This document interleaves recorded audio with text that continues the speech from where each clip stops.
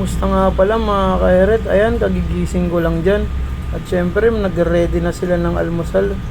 Ang asawa ko at saka ang biyanan ko. Gumagawa nga pala yung asawa ko dyan ng Shanghai. At si mama naman, ayan, nagluluto na rin. Ayan, kulong-kulo yan mga kairet. Syempre, yung ulamin ko dyan, 3 peraso. At saka, kukuha na rin ako ng hindi mawawala, bahaw. Paborito natin yan. Ayan, may tortang talong na tira, isda, tsaka may sausawan din na sili, tsaka may bawang, suka. Siyempre, kain na tayo mga kairet. Ito nga pala yung alaga ko, pangalan niya Bambi. Napakabait niya ito mga kairet, sobrang bait, marunong magdasal. Pero biro lang. Siyempre, kain ako ng saging mga kairet. Papunta na nga pala ako dyan sa trabaho. Ayan, paakit na po ako dyan sa aking trabaho. Siyempre, nag-iisip ako kung ano na namang mga gagawin ngayon. Nga pala mga peret, meron na pala kaming customer dyan, kaya magre-reban pala kami ngayon. Umagang umaga, salamat po sa Panginoon, meron tayong gawa. Ayun nga po pala, naka-open na dyan si Kuya Chay. Ayan, naka-open na po. At ayan, may reban na rin po tayo ngayon. Nga pala mga kairet, delikado na naman yung gagawin natin ngayon kasi naka-bleach.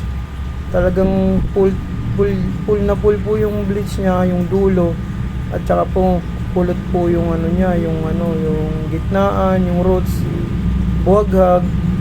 Medyo delikado po ito kasi pagka nalagyan po ng pangriban yung dulo, magre-react po talaga. At saka po, sabi ko rin sa customer, kailangan po talagang may treatment ang kukuhanin niyang package para po hindi masunog yung ilalim. Ayun, sabi naman po ng customer, okay lang daw po basta magawa ng maayos. Pero nga pala mga kairet, putol-putol yung mga buhok ng customer natin dyan.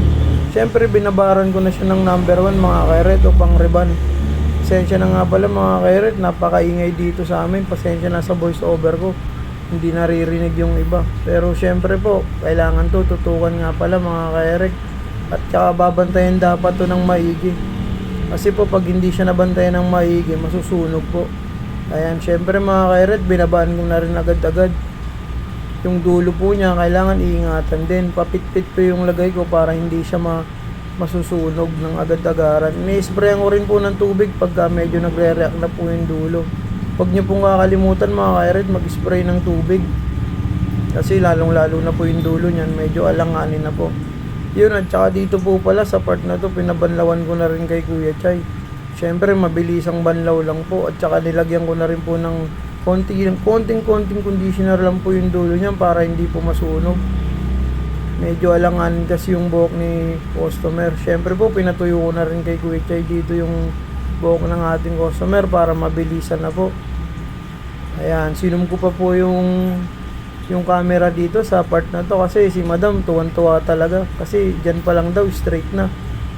Ayan, syempre po paplansyahin ko na yan mga kairet. Nahawakan ko na rin kay Kuya Chay kasi para po mabilis na kasi po marami pong nag-aantay na customer eh. Buti nga po nakukuha ko pa ng video tong mga to. Ayan, pinaplansya ko po na dyan pa lang po natutuwa na si customer kasi po talagang straight na po agad eh. Ayan, hindi po ako nahihirapang plansyahin kasi po napakaganda ng pagkakaluto natin ng gamot dyan. Sobrang bouncy na po agad dyan. Dyan pa lang po malalaman na maganda po yung pagkakaluto ng buhok o yung gamot natin. Ayan, syempre po dahan-dahan lang muna ang pagkakaplansya natin dyan mga kairet. At ayan, natapos na po ako mga kairet. Kung napapansin nyo po, mayroon pong putol yung buhok ni madam. Ayun sobrang damage na kasi to. Hindi ko alam kung anong nangyari dito. Pero syempre tinuturo ko kay madam kung ano pong nangyari. Sabi ko, madam, ano pong nangyari sa buhok niya? Sabi niya, hindi niya raw alam. Sa dati niya raw pong nagugupit sa kanya. Pero syempre di ko na po sasabihin kung saan salon yun. Ayun, dito po pala sa part na to, nilagyan na namin ni Kuya Chay ng number 2 neutralizer. Ibababad po natin to, sandali lang. Siguro mga 15 minutes to 20 minutes. At dito naman po, syempre, ginupitan ko na, pinabilis ko na po yung video kasi umahaba na po yung video natin. At saka marami pong nag-aantay na gupit, tsaka may ire-reban pa po ako dito. Sa tabi lang po natin yan, syempre po maya-maya makikita nyo dyan yun. Ayan po, paikot ko po yan, ginugupitan mga kairet. Pati, dyan po, ang importante dyan, tatanggalin po yung mga dry mga kairet. Kaya ganyan po yung pag style ng pagugupit ko. Ayan po yung ribbon ko nandun sa gilid oh.